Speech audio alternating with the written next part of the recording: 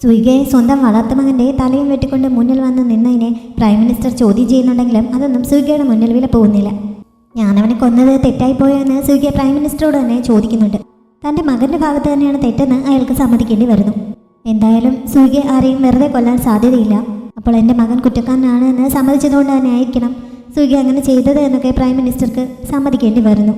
പിന്നെ വളർത്തുമകനാണെങ്കിലും മകൻ തന്നെയാണല്ലോ, അതുകൊണ്ട് മകൻ ചെയ്ത തെറ്റിൽ നിന്ന് അയാൾക്കും ഒഴിവാക്കാൻ പറ്റില്ല എന്ന് സുയിക സൂചിപ്പിച്ചപ്പോൾ ഞാൻ വയസ്സാം കാലത്ത് തനിച്ചാവണ്ടെന്ന് കരുതിയാണ് അവനെ പോലെ ഒരു മകനെ ദത്തെടുത്ത് വളർത്തിയത്. അവനിങ്ങനെ ചെയ്തതിൽ എനിക്ക് യാതൊരു പങ്കുമില്ല.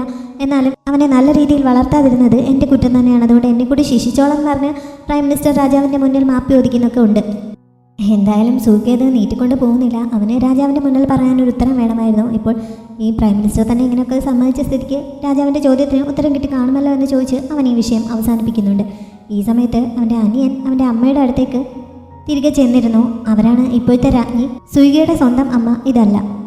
മകനിങ്ങനെ പെട്ടെന്ന് ചടങ്ങൊക്കെ പൂർത്തിയാക്കി വന്നത് എന്താണെന്ന് അവർ അന്വേഷിക്കുന്നു. സുയിക തിരികെ വന്നതുകൊണ്ടാണ് എന്ന് അവൻ പറയുന്നുണ്ട്. അവന് സത്യത്തിൽ സുയികയോട് നല്ല സ്നേഹമാണ്. പക്ഷേ ഇവർക്ക് എങ്ങനെയെങ്കിലും സുയികയെ ഒതുക്കണമെന്ന് ആഗ്രഹമുണ്ട്. അതുകൊണ്ട് തന്നെ മകനോട് ഇങ്ങനെ സുയിക വന്ന് പറഞ്ഞപ്പോൾ അവൻ എന്തിനാണ് തിരികെ വന്നത്, നിനക്ക് ഇതുവരെ കാര്യങ്ങൾ മനസ്സിലാവുന്നില്ലേ എന്നൊക്കെ ചോദിച്ച് അവൻ്റെ മനസ്സിൽ വൈരാഗ്യം വളർത്താനൊക്കെ അവർ ശ്രമിക്കുന്നുണ്ട്. പക്ഷേ അവനതൊന്നും അത്ര കാര്യമായിട്ട് എടുക്കുന്നില്ല. ചേട്ടൻ സമ്മാനമായി കൊണ്ടുവന്ന വാളമ്മയെ കാണിച്ചിട്ട് അതുമായിട്ട് പ്രാക്ടീസ് ചെയ്യാനാണ് എനിക്ക് ആഗ്രഹം എന്നൊക്കെ അവൻ പറയുന്നുമുണ്ട്. പിന്നെ കൂടുതൽ സമയം അവിടെ ഇരിക്കാതെ ആ വാള് ഉപയോഗിച്ച് നോക്കാനെന്ന് പറഞ്ഞ് അവിടെ നിന്ന് ഓടി പോകുന്നുണ്ട്. രാജാവ് ഈ സമയം ബാക്കിയുള്ളവരെയെല്ലാം പറഞ്ഞു വിട്ടിട്ട് സുയികയോട് മാത്രമായിട്ട് സംസാരിക്കുന്നു. അവൻ്റെ അനിയൻ്റെ ഇങ്ങനൊരു ചടങ്ങ് നടക്കുന്ന ദിവസം തന്നെ അവനിങ്ങനെ ഒരു പ്രശ്നമുണ്ടാക്കി നശിപ്പിക്കേണ്ട കാര്യമുണ്ടായിരുന്നോ എന്ന് അദ്ദേഹം ചോദിക്കുന്നുണ്ട്. ഇന്നത്തെ ദിവസത്തിന് മറ്റെന്തെങ്കിലും പ്രത്യേകത ഉള്ളതായിട്ട് അച്ഛൻ അറിയാമോ? ഇന്നത്തെ ദിവസം തന്നെ എന്തിനാണ് ഇതിന് ചൂസ് ചെയ്തതെന്ന് അവൻ ചോദിക്കുന്നു. പക്ഷെ അപ്പോഴും അവൻ്റെ അമ്മയുടെ മെമ്മോറിയൽ ഡേ ആണ് എന്നുള്ള കാര്യം അദ്ദേഹത്തിന് ഓർമ്മ വരുന്നില്ല. രാജ്ഞി മനഃപൂർവ്വമാണ് ഇങ്ങനെ ഒരു ദിവസം തിരഞ്ഞെടുത്തത്. അതേപോലെ തന്നെ പ്രൈം മിനിസ്റ്റർ എന്നെ കൊല്ലാൻ ശ്രമിച്ചിട്ടും അച്ഛൻ അതിനെക്കുറിച്ചൊന്നും ചോദിക്കാനില്ലേ എന്നൊക്കെ അവൻ ചോദിക്കുന്നുണ്ട്. പക്ഷേ രാജാവിൻ്റെ ഭാഗത്ത് നിന്ന് അവന് അനുകൂലമായിട്ടുള്ള ഒരു മറുപടിയും കിട്ടാതായപ്പോൾ അവൻ തൻ്റെ ശരീരത്തിലുണ്ടായ മുറിവ് അദ്ദേഹത്തിന് കാണിച്ചു കൊടുക്കുന്നു. അത് കണ്ടിട്ടെങ്കിലും അദ്ദേഹത്തിന് എന്തെങ്കിലും മനമാറ്റം ഉണ്ടാവുന്നുണ്ടോ എന്നാണ് അവൻ നോക്കുന്നത്. അത് കണ്ടു കഴിഞ്ഞപ്പോൾ പിന്നെ അദ്ദേഹം കൂടുതൽ കടുംപിടുത്തത്തിന് നിൽക്കുന്നില്ല. അവനോട് തൽക്കാലം ക്ഷമിച്ചിരിക്കുന്നു, തൽക്കാലം പോയിക്കോളാൻ പറയുന്നുണ്ട്. പിന്നെ അന്ന് രാത്രി ഇളയ രാജകുമാരൻ്റെ കമ്മിങ് ഓഫ് ഏജ് സെറമണിയുടെ ഒരു വിരുന്ന് നടത്തുന്നുണ്ട്. അതിൽ പങ്കെടുക്കണമെന്നും അദ്ദേഹം ആവശ്യപ്പെടുന്നു. പക്ഷേ ഇന്ന് എനിക്ക് പറ്റില്ല. ഇന്ന് എനിക്ക് മറ്റൊരു പ്രധാനപ്പെട്ട കാര്യമുണ്ട്. എനിക്ക് ഇന്നെൻ്റെ അമ്മയെ കാണാൻ പോകണം. എൻ്റെ അമ്മ വലിയൊരു ത്യാഗം സഹിച്ചിട്ടാണ് ഞങ്ങൾക്ക് ഈ ജീവിതം തന്നിരിക്കുന്നത്. അതുകൊണ്ട് അച്ഛനതിന് പെർമിഷൻ നൽകണം എന്നൊക്കെ അവൻ പറയുന്നുണ്ട്. അത് കേട്ട് കഴിഞ്ഞപ്പോൾ പിന്നെ അദ്ദേഹം അവനെ നിർബന്ധിക്കുന്നില്ല. അദ്ദേഹത്തിൻ്റെ അനുവാദത്തിന് നിൽക്കാതെ അവൻ അവിടെ നിന്ന് പോവുകയും ചെയ്യുന്നു. ഇക്ഷിയാവോ സുയികയുടെ കൊട്ടാരത്തിൽ വന്ന് റെസ്റ്റ് എടുക്കുന്നുണ്ട്. പക്ഷെ ഉറക്കത്തിൽ അവൻ പറഞ്ഞ കാര്യങ്ങളൊക്കെ സ്വപ്നം കാണുന്നത് പോലെ കണ്ട് ഞെട്ടി ഉണരുന്നു. അങ്ങനെ ചാടി നിൽക്കുന്ന കൂട്ടത്തിൽ കൈ കുത്തിയപ്പോൾ അവൾക്ക് കൈക്ക് നല്ല വേദന അനുഭവപ്പെടുന്നുണ്ട്. അവളുടെ കൈ ഇപ്പോഴും ശരിയായിട്ടില്ല. ആ കൈ കൊണ്ട് അവൾക്ക് കാര്യമായിട്ടൊന്നും ചെയ്യാൻ പറ്റാത്ത അവസ്ഥയാണ്. ഈ ഒരു കണ്ടീഷനിൽ സുയിക പറഞ്ഞതുപോലെ തന്നെ അവൻ്റെ പക്ഷത്ത് ചേർന്ന് ശരിക്കും തനിക്കെതിരായി പ്രവർത്തിച്ച ആരാണ് എന്നൊക്കെ കണ്ടെത്തുന്നതായിരിക്കും ബുദ്ധിയെന്ന് അവൾക്കിപ്പോൾ തോന്നുന്നുണ്ട്. തൻ്റെ അടുത്ത് നിന്ന് ആരോ തന്നെ ഷൂട്ട് ചെയ്തത് അവൾക്ക് ചെറുതായിട്ട് ഓർമ്മ വരുന്നുണ്ട്. പക്ഷേ ആ ഷൂട്ട് ചെയ്ത ആളുടെ മുഖം അവൾക്ക് ഇപ്പോഴും ഓർത്തെടുക്കാൻ കഴിയുന്നില്ല. അതുകൊണ്ട് അയാളെ കണ്ടുപിടിക്കുന്നതിന് വേണ്ടിയിട്ട് എന്തായാലും അവൻ്റെ കൂടെ തന്നെ നിൽക്കാമെന്ന് അവൾ തീരുമാനിക്കുന്നു. സുയിക അച്ഛൻ്റെ അടുത്ത് നിന്ന് അവൻ്റെ അമ്മയുടെ മെമ്മോറിയൽ സ്ഥലത്തേക്കാണ് പോയത്. അവിടെ തിരികെത്തിച്ച ശേഷം അവിടെ നിൽക്കുന്ന സമയത്ത് അമ്മയ്ക്ക് എന്താണ് സംഭവിച്ചതെന്നൊക്കെ അവൻ ഓർക്കുന്നുണ്ട്. അവൻ്റെ അമ്മ ജിങ്ഷുവിൽ നിന്നുള്ള ഒരു സ്പൈ ആണ്. അവിടുത്തെ ആൾക്കാരുമായിട്ട് ചേർന്ന് ഇവിടെ ആക്രമണം നടത്താൻ എന്തൊക്കെയോ പ്ലാൻ ചെയ്തതിൽ അവർക്കും പങ്കുണ്ട് എന്ന് മറ്റൊരു സ്പൈ കൺഫ്യൂസ് ചെയ്തിരിക്കുന്നു. അവരുടെ പേഴ്സണൽ മെയ്ഡും അത് സമ്മതിച്ചിരിക്കുന്നു എന്നൊക്കെ പറഞ്ഞ് രാജാവും ഇപ്പോഴത്തെ രാജ്ഞിയും കൂടി അവരെ ഫോഴ്സ് ചെയ്ത് കൊല്ലുകയായിരുന്നു. ഈ സംഭവം അകത്ത് നടക്കുന്ന സമയത്ത് പുറത്ത് സുയിക എവിടെയോ പോയിട്ട് വന്ന് അമ്മയെ കാണണമെന്ന് പറഞ്ഞ് ബഹളം വെക്കുന്നുണ്ടെങ്കിലും അവിടെ ഉണ്ടായിരുന്ന കാവൽക്കാർ അവനെ അകത്തേക്ക് വിടുന്നില്ല. അച്ഛനും ഇപ്പോഴത്തെ രാജ്ഞിയും കൂടി പുറത്തേക്ക് ഇറങ്ങി പോയ ശേഷം അമ്മയുടെ ഡെഡ് ബോഡിയാണ് അവന് കാണാൻ സാധിക്കുന്നത്. പുറത്തിരിപ്പുണ്ടായിരുന്ന ഇവൻ അച്ഛനോട് അമ്മ എവിടെയെന്ന് ചോദിച്ചിട്ട് അദ്ദേഹം മറുപടി പറയാതെ ഇവൻ്റെ സഹോദരിയെ എടുക്കാനായിട്ട് പോകുന്നുണ്ട്. അവളും അന്ന് കൊച്ചുകുട്ടിയാണ്.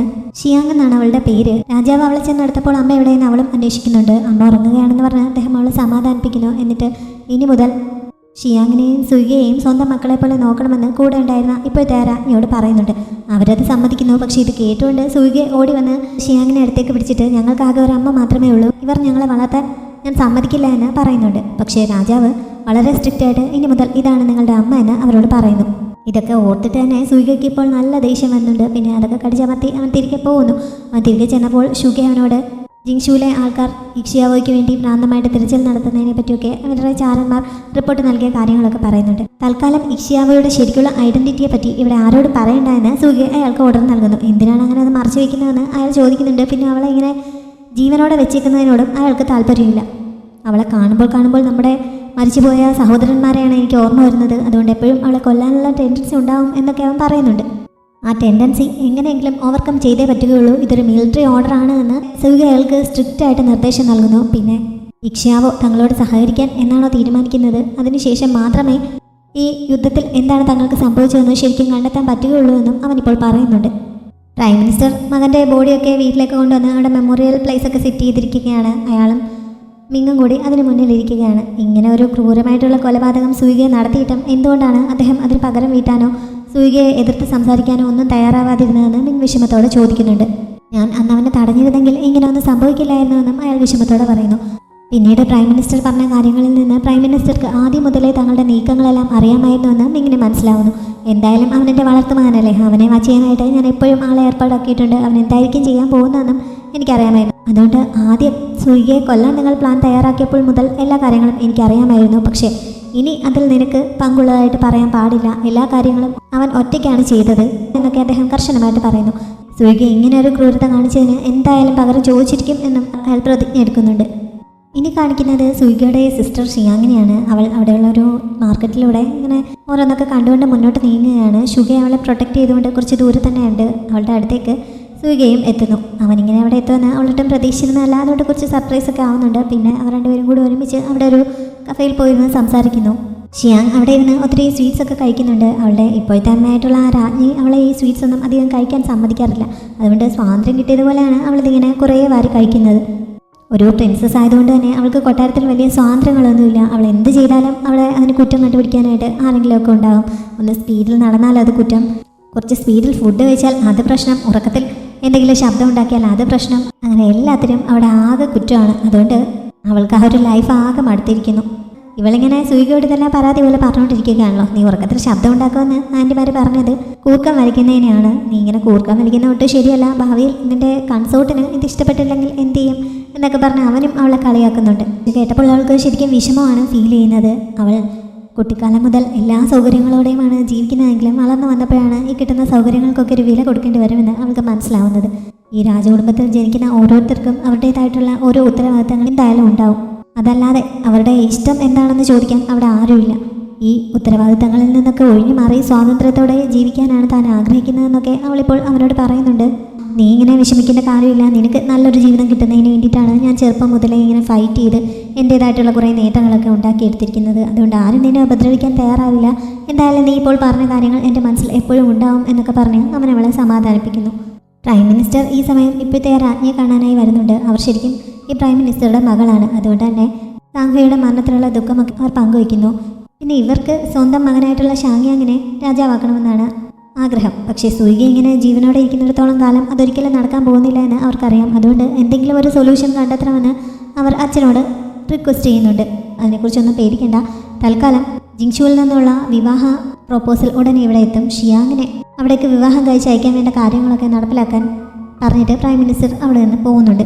സൂയികയെ തിരികെ അവൻ്റെ കൊട്ടാരത്തിലെത്തിയ ശേഷം ഇക്ഷ്യാവോയെ താമസിപ്പിച്ചിരിക്കുന്ന മുറിയിലേക്ക് ചെല്ലുന്നുണ്ട്. അവൻ വാതിൽ തുറന്നപ്പോൾ തന്നെ അവൾ അവിടെ ഉണ്ടായിരുന്ന ഒരു പാത്രം അവൻ്റെ നേർക്ക് വലിച്ചെറിയുന്നു. പക്ഷെ അവൻ ഒഴിഞ്ഞു മറന്നുകൊണ്ട് അവന് കുഴപ്പമൊന്നും പറ്റുന്നില്ല. എന്നെ എന്തിനാണ് ഇവിടെ കൊണ്ടുവന്ന് ഇങ്ങനെ പൂട്ടിയിട്ടിരിക്കുന്നത് ചോദിച്ച് അവൾ അവനോട് ദേഷ്യപ്പെടുന്നുണ്ട്. അവൻ അവളുടെ അടുത്തേക്ക് എന്നിട്ട് നിന്നെ ഞാൻ കൊല്ലാതെ ഇവിടെ വരെ കൊണ്ടുവന്നത് നീ ഇങ്ങനെ എന്നോട് നിനക്ക് ആരോഗ്യമായി കഴിയുമ്പോൾ പ്രതികരിക്കാൻ വേണ്ടിയിട്ടല്ല എന്ന് പറയുന്നുണ്ട്. ഒരുമിച്ച് പ്രവർത്തിക്കുന്നതിനെ പറ്റി അവൾ ആലോചിച്ചൊരു തീരുമാനമെടുത്തു എന്ന് അവൻ ചോദിക്കുന്നുണ്ട്. പക്ഷേ ഇപ്പോഴും അവൾ അനുകൂലമായിട്ടുള്ള ഒരു മറുപടി അല്ല പറയുന്നത്. എൻ്റെ ഒരു കൈക്ക് സ്വാധീനമില്ല. എന്നെപ്പോലെ ഒരാൾ നിൻ്റെ കൂടെ വന്നിട്ട് നിനക്ക് എന്ത് കിട്ടാനാണ്? എന്നെ സ്വതന്ത്രമാക്കാനൊക്കെ അവളിപ്പോഴും ആവശ്യപ്പെടുന്നുണ്ട്. പക്ഷേ ശരിക്കും അവളുടെ ഉദ്ദേശം അതല്ല എന്ന് അവന് മനസ്സിലാവുന്നു. ഈ റൂമിനുള്ളിൽ ആയുധങ്ങളൊന്നും ഇല്ലെങ്കിലും ഊർജ്ജമുള്ള ഒരുപാട് സാധനങ്ങൾ വേറെയും ഉണ്ടായിരുന്നു. അപ്പോൾ നിനക്ക് മരിക്കാനാണെങ്കിൽ ധാരാളം ഓപ്ഷൻ ഉണ്ടായിരുന്നു. എന്നിട്ട് അത് ചെയ്യാതെ നീ ഇങ്ങനെ വെയിറ്റ് ചെയ്തത് ഉറപ്പായിട്ടും എന്നോട് സംസാരിക്കുന്നതിന് വേണ്ടി തന്നെയാണ്. അതുകൊണ്ട് നീ എന്തായാലും ആലോചിച്ച് ഒരു തീരുമാനം എടുത്തിട്ടുണ്ടാവണം. എൻ്റെ കൂടെ നിൽക്കാൻ തന്നെ ആയിരിക്കണം നിൻ്റെ ഉദ്ദേശമെന്ന് അവൻ പറയുന്നു. ശരിക്കും അവൾ അങ്ങനെ തന്നെയാണല്ലോ തീരുമാനിച്ചിരുന്നത്. അതുകൊണ്ട് അവൾക്ക് എതിർത്തൊന്നും പറയാൻ പറ്റുന്നില്ല. പിന്നെ ഞാൻ കൂടെ നിൽക്കണമെന്നുണ്ടെങ്കിൽ ആദ്യം നീ എനിക്ക് മര്യാദയ്ക്ക് നല്ല ഫുഡും വെള്ളമൊക്കെ തരാൻ അവൾ ആവശ്യപ്പെടുന്നുണ്ട്. അങ്ങനെ അവൻ കുറേ ഫുഡൊക്കെ വരുത്തി അവൾക്ക് കൊടുക്കുന്നു. ഫുഡൊക്കെ അവൾ കാര്യമായിട്ട് തന്നെ കഴിക്കുന്നുണ്ട്. അക്കൂട്ടത്തിലാണ് നീ എന്തുകൊണ്ടാണ് എന്നെ കൊല്ലാൻ ശ്രമിച്ച ആളുകളെ കണ്ടെത്തണമെന്ന് ഇത്രയധികം വാശി പിടിക്കുന്നതെന്ന് അവൾ അവനോട് ചോദിക്കുന്നു. ഞങ്ങളുടെ കൂട്ടത്തിലുള്ള ആരോ ഒരാൾ നിങ്ങളുടെ രാജ്യത്തേക്ക് എന്നെക്കുറിച്ചുള്ള ഇൻഫർമേഷൻ നൽകിയിട്ടുണ്ട്. ആ സ്പൈയുമായിട്ട് സഹകരിക്കുന്ന ആൾ തന്നെ ആയിരിക്കണം ജിങ്ഷുവിൽ നിന്നെ കൊല്ലാനായി ശ്രമിച്ചത്. അതുകൊണ്ട് നമുക്ക് രണ്ടുപേർക്കും കണ്ടെത്തേണ്ടത് ഒരാൾ തന്നെയാണ്. അതിനു വേണ്ടിയിട്ടാണ് ഞാൻ നിന്നോടൊപ്പം പ്രവർത്തിക്കാൻ ഉദ്ദേശിക്കുന്നതെന്ന് അവൻ പറയുന്നു. പിന്നെ അവൻ അവളുടെ ഇപ്പോഴത്തെ അവസ്ഥയിൽ തനിക്കൊപ്പം ചേർന്ന് പ്രവർത്തിച്ചാൽ അവൾക്കുണ്ടാവുന്ന നേട്ടങ്ങളെക്കുറിച്ചൊക്കെ കുറേ പറയുന്നുണ്ട്. അവളിതെല്ലാം കേട്ട് സമ്മതിക്കുന്നത് പോലെ അവസാനം അവൻ്റെ ഒപ്പം ഒരുമിച്ച് ചേർന്ന് പ്രവർത്തിക്കാമെന്ന് സമ്മതിക്കുന്നു. എന്നിട്ട് രണ്ടുപേരും കൂടി ആ ചായ കുടിച്ചുകൊണ്ടിരുന്ന ഗ്ലാസ് പരസ്പരം ടോസ്റ്റ് ചെയ്ത് ഈ ഡീൽ ഉറപ്പിക്കുന്നുണ്ട്. പക്ഷെ അത് കഴിഞ്ഞപ്പോൾ അവൾ പെട്ടെന്ന് ഗ്ലാസ് താഴെ വെച്ചിട്ട് അവിടെ ഉണ്ടായിരുന്ന ഒരു പാത്രം ആ മേശപ്പുറത്തേക്ക് അടിച്ച് പൊട്ടിച്ച് അതിൻ്റെ ഒരു കഷ്ണം കൊണ്ട് അവൻ്റെ കഴുത്തിന് ചേർത്ത് വെച്ച് അവനെ കൊല്ലുമെന്ന് ഭീഷണിപ്പെടുത്തുന്നു. ഒറ്റ സെക്കൻഡ് കൊണ്ടാണ് അവൾ ഇതെല്ലാം ചെയ്തത്. അതുകൊണ്ട് അവന് പെട്ടെന്നൊന്നും ചെയ്യാൻ പറ്റുന്നില്ല. ഈ ബഹളമൊക്കെ കേട്ടുകൊണ്ട് പുറത്ത് നിൽക്കൊണ്ടായിരുന്ന കാവൽക്കാരെല്ലാവരും കൂടി ഓടി അകത്തേക്ക് വരുന്നുണ്ടെങ്കിലും അപ്പോഴേക്കും അവൻ അവളുടെ കൺട്രോളിലായി കഴിഞ്ഞു കഴിഞ്ഞാൽ അവർക്ക് ഒന്നും ചെയ്യാൻ പറ്റുമായിരുന്നില്ല. അടുത്തേക്ക് വന്നാൽ അവനെ കൊല്ലുമെന്ന് പറഞ്ഞ് അവൾ ഭീഷണിപ്പെടുത്തുന്നു. എന്നിട്ട് അവരോട് എല്ലാവരോടും പുറത്തേക്ക് ഇറങ്ങാനും ആവശ്യപ്പെടുന്നുണ്ട്. അവർ മടിച്ചു നിൽക്കുന്നുണ്ടെങ്കിലും അവസാനം അവൻ തന്നെ അവരോട് മാറി നിൽക്കാൻ പറയുന്നു. അങ്ങനെ അവൾ അവനെയും കൊണ്ട് പുറത്തേക്ക് ഇറങ്ങുന്നുണ്ട്. രഥത്തിനടുത്ത് എത്തിക്കഴിഞ്ഞപ്പോൾ ആരും തങ്ങളെ ഫോളോ ചെയ്യരുതെന്നും അവൾ ആവശ്യപ്പെടുന്നു. അതും അവർ അംഗീകരിക്കാൻ തയ്യാറാവുന്നില്ലെങ്കിലും സുഖി അവരോട് അവൾ പറയുന്ന അനുസരിക്കാൻ പറയുന്നുണ്ട്. അങ്ങനെ അവൾ അവനെ കിഡ്നാപ്പ് ചെയ്ത് അവിടെ നിന്ന് കൊണ്ടുപോകുന്നു. അവനാണിപ്പോൾ രഥം ഓടിക്കുന്നത്. അവൾ അവൻ്റെ കഴുത്തിന് ഈ കുപ്പിച്ചില്ലും വെച്ചിങ്ങനെ ഫ്രണ്ടിൽ തന്നെ ഇരിപ്പുണ്ട്. ഇവളിങ്ങനെ ഇവനെയും കൊണ്ട് പോകുന്നത് ഇവളെ വാച്ച് ചെയ്യാനായിട്ട് അവിടെ എത്തിയിട്ടുണ്ടായിരുന്ന ടീം കാണുന്നുണ്ട്. അവരെ കാണിക്കുന്നതിന് വേണ്ടി തന്നെയാണ് അവളിങ്ങനെ പോകുന്നതെന്ന് അത് കണ്ടപ്പോൾ അവന് മനസ്സിലാവുന്നു. സുയിക ഇക്ഷിയാവോയെ കൊന്നോ എന്നൊക്കെ അറിയുന്നതിന് വേണ്ടിയിട്ട് ഷുയേയും അവളുടെ കരസിനെ പറഞ്ഞയച്ചിട്ടുണ്ടായിരുന്നു. അവളിപ്പോഴും ജീവനോടെ ഇരിപ്പുണ്ട് എന്ന് അദ്ദേഹം എങ്ങനെയൊക്കെയോ ഇൻഫർമേഷൻ കളക്ട് ചെയ്ത് അവളെ അറിയിക്കുന്നു. അത് അവളെ സന്തോഷിപ്പിക്കുന്നുണ്ട്. ഇവർ ഇതിനെക്കുറിച്ച് പറഞ്ഞുകൊണ്ടിരിക്കുന്ന സമയത്ത് പുറത്ത് 3 കുട്ടികൾ അവശരായി വന്നിട്ടുണ്ട് എന്ന് അറിഞ്ഞ് ഇവർ വേഗം അങ്ങോട്ടേക്ക് ഓടി ചെല്ലുന്നു. ആ കുട്ടികളെ ചെക്ക് ചെയ്തപ്പോൾ അവർ ആഹാരം കഴിച്ചിട്ട് കുറേ ദിവസമായി എന്ന് അവൾക്ക് മനസ്സിലാവുന്നു. അങ്ങനെ അവർക്ക് വേഗം ഫുഡൊക്കെ പ്രിപ്പയർ ചെയ്യാൻ അവൾ പറയുന്നുണ്ട്. പിന്നെ അവരോട് ചോദിച്ചപ്പോഴാണ് അവർ ഇക്ഷിയാവോയെ അന്വേഷിച്ച് വന്നതാണ് എന്ന് ഷുയേയിങ്ങിന് മനസ്സിലാവുന്നു. അങ്ങനെ അവൾ അവരെ അകത്തേക്ക് കൂട്ടിക്കൊണ്ടുപോയി കാര്യങ്ങൾ വിശദമായി ചോദിച്ച് മനസ്സിലാക്കാൻ ശ്രമിക്കുന്നു. അവർ ജിങ്ഷുവിൽ നിന്നാണ് വന്നതെന്ന് അവൾ പറഞ്ഞപ്പോൾ ആ കൂട്ടത്തിലുണ്ടായിരുന്ന പെൺകുട്ടി പക്ഷെ അവളോട് ദേഷ്യപ്പെടുന്നു. ഞങ്ങൾ അന്വേഷിച്ച ആളിനെ പറ്റി നിങ്ങൾക്ക് അറിയില്ലെങ്കിൽ അത് പറഞ്ഞാൽ മതിയെന്ന് പറഞ്ഞ് ആ പെൺകുട്ടി ബാക്കി 2 കുട്ടികളെയും കൂട്ടി അവിടെ നിന്ന് പോകാനും തുടങ്ങുന്നു. ഷുയേയിങ് അവരെ പിടിച്ചു നിർത്താനൊക്കെ ശ്രമിക്കുന്നുണ്ടെങ്കിൽ നടക്കുന്നില്ല. അവസാനം അവരുടെ യാത്രയ്ക്ക് ഹെൽപ്പ് ചെയ്യുന്നതിന് വേണ്ടി അവൾ കുറേ ബണ്ണൊക്കെ അവർക്ക് സമ്മാനമായിട്ട് നൽകാൻ തുടങ്ങുന്നു. പക്ഷേ കുറേ കൊണ്ടുവന്ന് അവരുടെ മുന്നിൽ കാണിച്ചിട്ടും അതിൽ നിന്ന് ഓരോന്ന് വീതം മാത്രമേ അവർ എടുക്കുന്നുള്ളൂ. പക്ഷെ അതുകൊണ്ട് അവർക്ക് ഇക്ഷിയാവോ ഉള്ള സ്ഥലത്ത് വരെ എത്താൻ പറ്റില്ല എന്ന് ഇവൾ പറഞ്ഞ് അവരെ നിർബന്ധിച്ച് കൂടുതൽ എടുപ്പിക്കാനൊക്കെ ശ്രമിക്കുന്നുണ്ട്. എന്നിട്ടും അവർ ആ ഒരെണ്ണം മതി, ഇത് തന്നെ തങ്ങളുടെ മാസ്റ്ററെ കണ്ടെത്തി കഴിയുമ്പോൾ ഇതിനുള്ള പ്രതിഫലം തിരികെ തന്നോളാം എന്ന് പറഞ്ഞാണ് അവർ എടുക്കുന്നത്. എന്നിട്ട് അവിടെ നിന്ന് പോകാനും തുടങ്ങുന്നു. അവരെ ഒരു തരത്തിലും കൺട്രോൾ ചെയ്യാൻ പറ്റില്ല എന്ന് മനസ്സിലായപ്പോൾ ഷുയേയി അവർക്കൊപ്പം അവരുടെ എസ്കോട്ടായിട്ട് കൂടെ ചെല്ലാമെന്ന് പറഞ്ഞ് അവർക്ക് പിന്നാലെ പോകുന്നുണ്ട്. അവളുടെ സെർവൻറ്റും പോകുന്നു. ഇക്ഷിയാവോ ഈ സമയം സുയികയെ കാട്ടിലോടത്ത് കൊണ്ടുവന്ന് കെട്ടിയിരുന്നുണ്ട്. മുമ്പ് ഇവളോട് സംസാരിച്ച സമയത്ത് അവൾ തനിക്കൊപ്പം പ്രവർത്തിക്കാൻ തയ്യാറാവുകയാണെങ്കിൽ മുമ്പ് തങ്ങൾക്കിടയിലുണ്ടായ പ്രശ്നങ്ങളെല്ലാം മറക്കാൻ തയ്യാറാണ് എന്നവൻ പറഞ്ഞിരുന്നു. പക്ഷെ അവൾ അങ്ങനെ ഒന്നും മറക്കാൻ തയ്യാറല്ല. ഒരുമിച്ച് പ്രവർത്തിക്കേണ്ടി വന്നാൽ പോലും നമുക്കിടയിലുള്ള സ്കോർ സെറ്റിൽ ചെയ്തിട്ട് മാത്രമേ അതിന് തയ്യാറാവുള്ളൂ എന്ന് പറഞ്ഞായിരുന്നു അവൾ ഇവനെ ഇങ്ങോട്ടൊക്കെ പിടിച്ചു കൊണ്ടുവന്നത്. ഇപ്പോൾ അന്ന് ഇവളെ കെട്ടിയിട്ട് അവൻ ചെയ്തതുപോലെ ഒരു കമ്പൗണ്ട് അവൻ്റെ നെഞ്ചിലെ മുറിവിൽ തന്നെ കുത്തിയിറക്കി അവനെ നന്നായി വേദനിപ്പിക്കുന്നു. നീ എന്നെ കൊല്ലുകയാണെങ്കിൽ നിനക്ക് ഇവിടെ നിന്ന് രക്ഷപ്പെടാൻ പറ്റുകയില്ല എന്ന് അവൻ പറഞ്ഞപ്പോൾ നിന്നെ കൊല്ലാൻ എനിക്ക് ഉദ്ദേശമില്ല, പക്ഷേ എനിക്ക് തന്നതൊക്കെ ഞാൻ തിരിച്ചു തരുമെന്ന് പറഞ്ഞ് അവൾ അവനെ ഒരു ചാട്ടവാരം കൊണ്ട് മുമ്പ് അവൻ അടിച്ചതുപോലെ അടിക്കാൻ തുടങ്ങുന്നു. അവൻ്റെ ആൾക്കാർ ഈ സമയം അവനെ അന്വേഷിച്ച് ആ കാട്ടിലെത്തുന്നുണ്ടെങ്കിലും അവർക്ക് ഇതുവരെ അവരെ കണ്ടെത്താൻ സാധിച്ചിട്ടില്ല. ഇക്ഷിയോവയാണെങ്കിൽ കൈ ക്ഷീണിച്ച സമയത്തിരുന്ന് റെസ്റ്റൊക്കെ എടുത്തിട്ട് പിന്നെയും എഴുന്നേറ്റ് വന്ന് അവൾക്ക് കിട്ടിയതിൻ്റെ അത്രയും തന്നെ, ശരിക്കും പറഞ്ഞാൽ അത്രയല്ല, എണ്ണം തെറ്റിയെന്ന് പറഞ്ഞ് അതിൽ കൂടുതൽ അവനെ തള്ളുന്നുണ്ട്. അവൻ്റെ ദേഹമെല്ലാം മുറിഞ്ഞ് അവളുടെ ശരീരത്തിൽ നിന്ന് മുമ്പ് രക്തം വന്നതുപോലെ ഇപ്പോൾ വന്നുകൊണ്ടിരിക്കുകയാണ്. എത്ര ക്ഷീണിച്ചിട്ടും അവൻ്റെ ശരീരത്തിൽ നിന്ന് എത്ര ചോര വന്നിട്ടും അവൾ നിർത്തുന്നില്ല. അവൻ 47 അടിയായിരുന്നു അന്ന് അവൾക്ക് നൽകിയത്, അത്രയും തന്നെ അവൾ തിരികെ കൊടുക്കുന്നുണ്ട്. അത്രയും കൊടുത്തു കഴിഞ്ഞപ്പോൾ ഇപ്പോൾ നമ്മൾ ഈവനായിരിക്കുന്നു, ഇനി മതിയാക്കാമെന്ന് അവൾ പറയുന്നു.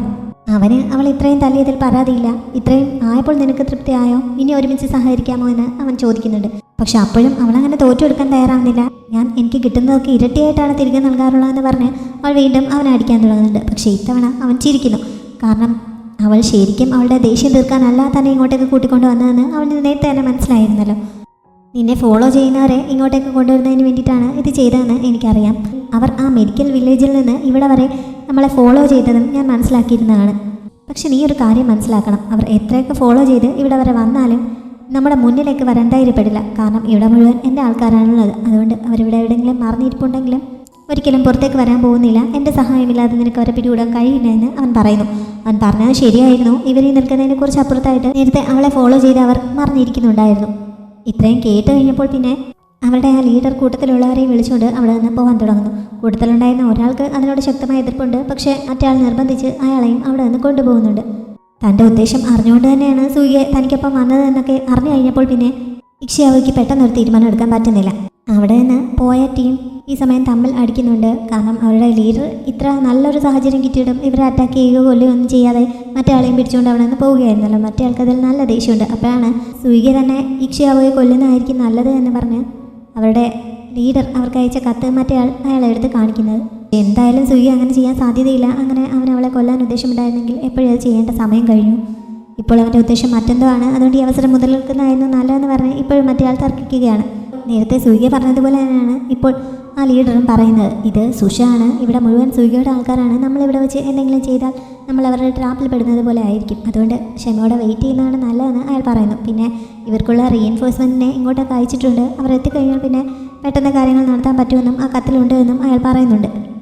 മറ്റേ ആൾക്ക് ഇതത്ര ഇഷ്ടപ്പെടുന്നില്ലെങ്കിലും തൽക്കാലം ആ തീരുമാനം അംഗീകരിച്ചതുപോലെ അയാൾ അവിടെ നിന്ന് ദേഷ്യപ്പെട്ടാണെങ്കിലും പോകുന്നുണ്ട്. ഇക്ഷിയാവോ ഈ സമയം സുയികയോട് ഒരുമിച്ച് പ്രവർത്തിക്കാമെന്ന് സമ്മതിക്കുന്നു. പക്ഷേ അവൾ കുറച്ച് കണ്ടീഷൻസ് അങ്ങോട്ട് പറയുന്നുണ്ട്. ഒന്നാമത്തെ കാര്യം, ഇവൻ്റെ കൂടെ നിന്ന് പ്രവർത്തിക്കുകയാണെങ്കിലും അവളുടെ രാജ്യത്തിന് ദോഷം വരുന്ന രീതിയിൽ ഒന്നും ചെയ്യാൻ അവൾ തയ്യാറാവുകയില്ല. രണ്ടാമതായിട്ട്, തന്നെ കൊല്ലാൻ ശ്രമിച്ച ആളിനെ കണ്ടെത്തുകയാണെങ്കിൽ അയാളെ ക്വസ്റ്റ്യൻ ചെയ്യുന്നത് താനായിരിക്കും, അതിന് സമ്മതിക്കണമെന്ന് അവൾ ആവശ്യപ്പെടുന്നു. പിന്നെ മൂന്നാമതായിട്ട് പറഞ്ഞത്, എനിക്ക് ഇഷ്ടമുള്ളപ്പോൾ ഞാനിവിടെ നിന്ന് പോകും, എന്നെ ഇവിടെ നിൽക്കാൻ നിർബന്ധിക്കരുത് എന്നാണ്. അവൻ ഈ 3 കണ്ടീഷൻസ് സമ്മതിക്കുന്നുണ്ട്. അവളുടെ ഇടത് കൈക്ക് ഇപ്പോൾ ആരോഗ്യം തീരെ കുറവാണല്ലോ. അത് ചികിത്സിച്ച് ഭേദമാക്കാൻ പറ്റിയ ഒരാളെ കണ്ടുപിടിച്ച് അവളെ ഹെൽപ്പ് ചെയ്യാമെന്ന് കൂടി അവൻ അങ്ങോട്ട് പറയുന്നുണ്ട്. എന്നിട്ട് അവളുടെ കണ്ടീഷൻസ് എല്ലാം അംഗീകരിച്ച് അവൾക്കൊപ്പം പ്രവർത്തിക്കാൻ സമ്മതമാണെന്ന് അറിയിക്കുന്നു. അങ്ങനെ അവൾ അവൻ്റെ കെട്ട് അയച്ചു വിടുന്നുണ്ട്. പക്ഷേ കെട്ട് അയച്ച് വിട്ട് കഴിഞ്ഞ സമയത്ത് അവൻ പെട്ടെന്ന് അവളെ കയറി മുറുക്കെ പിടിക്കുന്നു. അവൾക്ക് അനങ്ങാൻ പറ്റാത്ത വിധമാണ് അവൻ മുറുക്കെ പിടിച്ചിരിക്കുന്നത്. ഇങ്ങനെ കോപ്പറേറ്റ് ചെയ്യാമെന്ന് പറഞ്ഞിട്ട് പിന്നെയും അവൻ എന്താണ് ചെയ്യാൻ ഉദ്ദേശിക്കുന്നതെന്ന് അവൾ ചോദിക്കുന്നുണ്ട്.